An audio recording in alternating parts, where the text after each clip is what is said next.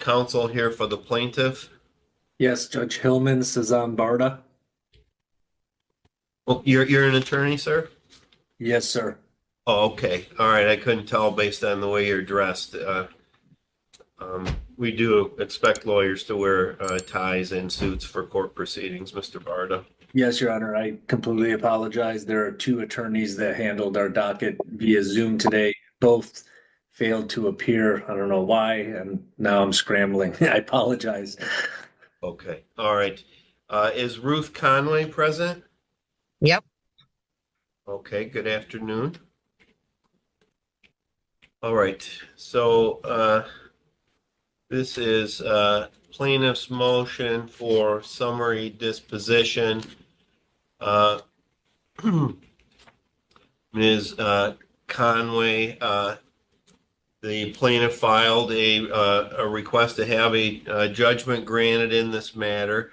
Mr. Barda, do you wish to proceed? Yes, Your Honor. Our motion is based on MCR 2.116 C9 C10.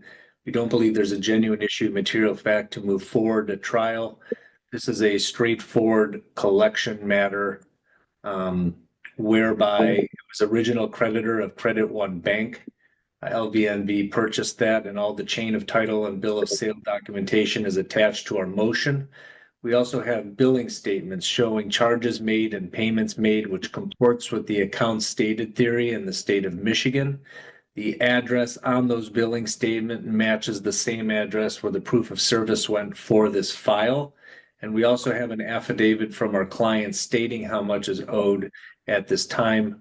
Defendant not only failed to file a response to our motion for summary disposition, but also failed to file a counter affidavit, which is required by court rule. And even looking at her answer, all she states is she doesn't believe that this is her debt. I believe that plaintiff has provided proof and has established that this account was the defendant's, and I don't believe there's been there hasn't been a defense raised to be able to prevail at this time. Plaintiff respectfully requests that our motion for summary disposition be granted. Okay. All right, Ms. Conway. So I have this motion for summary disposition that was filed by the plaintiff back on December 17th. I don't have any written response that was filed by you. I see you're holding up some kind of a receipt. I don't know what that's a receipt for, but we did receive your answer to the complaint. What date is on that receipt that you're holding up, ma'am? October 29th. Okay, so I think you're referring to your answer to the complaint that you filed in this matter, which was dated, let's see, which is dated October 28th. So I'm guessing that what you're holding up is verification that you filed an answer to the complaint. However, there was a motion for summary disposition, and basically I never got that. I never got that. In a small virtual courtroom buzzing with tension from the moment the session began, the atmosphere shifted dramatically as the case of the day, featuring a self-proclaimed sovereign citizen named Karen, unfolded into a chaotic spectacle that left viewers glued to their screens, judges with raised eyebrows, and attorneys clutching their pens as though bracing for an oncoming storm, because from the very first second Karen appeared on camera, wearing a knitted hat pulled low over her forehead and filming from the passenger seat of a vehicle with the interior light flickering above her, it became crystal clear to everyone involved that this would not be an ordinary hearing but rather a wild ride into the unpredictable world of pseudo-legal jargon, defiance, theatrics, and the unshakable conviction of someone fully convinced that the rules of society simply did not apply to her.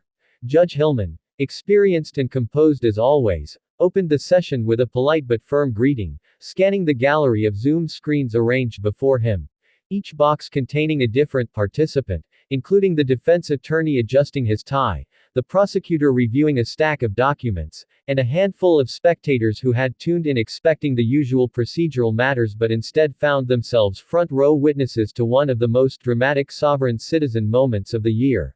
As the judge called the case number and requested Karen to confirm her identity, but instead of responding with a simple, "Yes, that's me," she immediately launched into a rehearsed monologue she likely found in some obscure sovereign citizen forum, insisting she did not consent to these proceedings, claiming the court had no jurisdiction over her flesh and blood entity, asserting she was a living woman traveling freely on the land, and stringing together a torrent of phrases that echoed the same misguided beliefs that have derailed countless hearings around the country.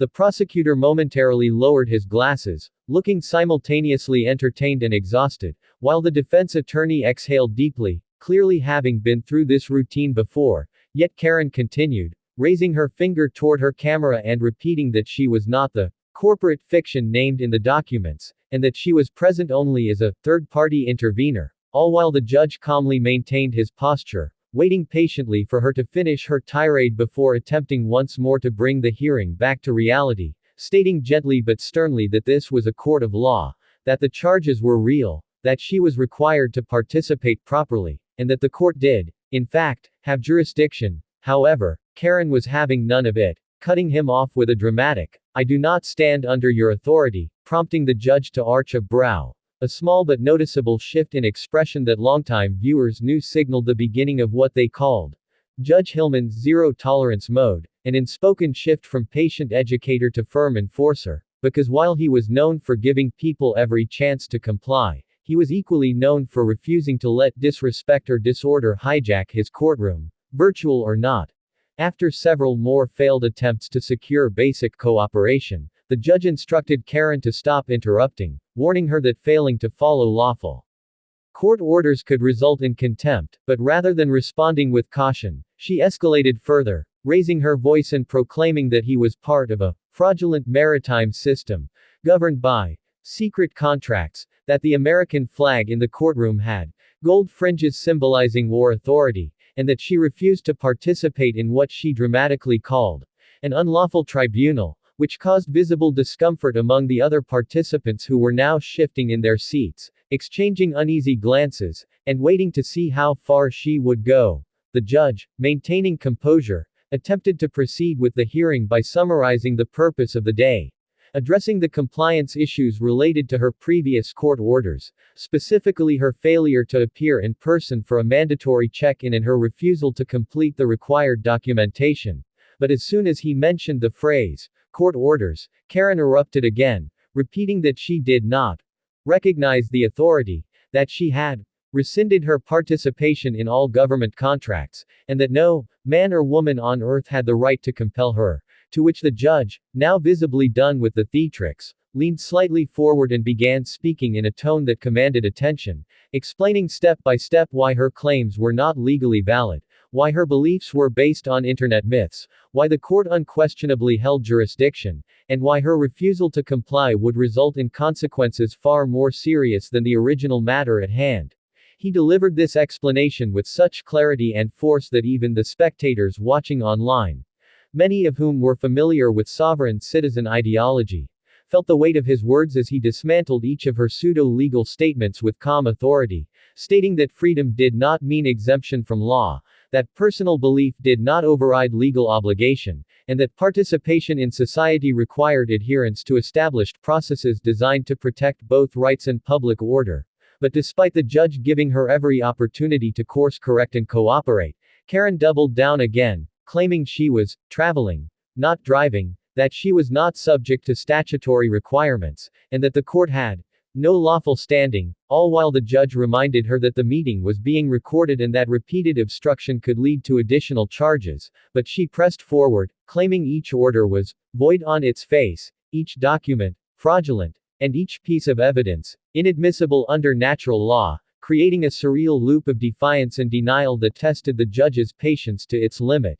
After nearly 30 minutes of back-and-forth chaos, the judge finally shifted from persuasion to action, clearly stating that Karen had violated previous orders, had continued to ignore mandatory compliance, and was now actively obstructing the proceeding through disruptive behavior, in direct violation of procedural rules, meaning that he had no choice but to issue an immediate ruling, which he began to articulate with the type of command that instantly silenced the virtual courtroom as he explained that her case would proceed without her cooperation if necessary, that additional penalties would be applied for non-compliance, and that failure to appear in person for the next hearing would result in a bench warrant for her arrest. Upon hearing the words, bench warrant, Karen suddenly froze, her demeanor shifting from confident defiance to visible panic as she began to backpedal, insisting she was not refusing, only seeking clarity. But the judge, having endured over half an hour of interruptions and baseless pseudo-legal claims,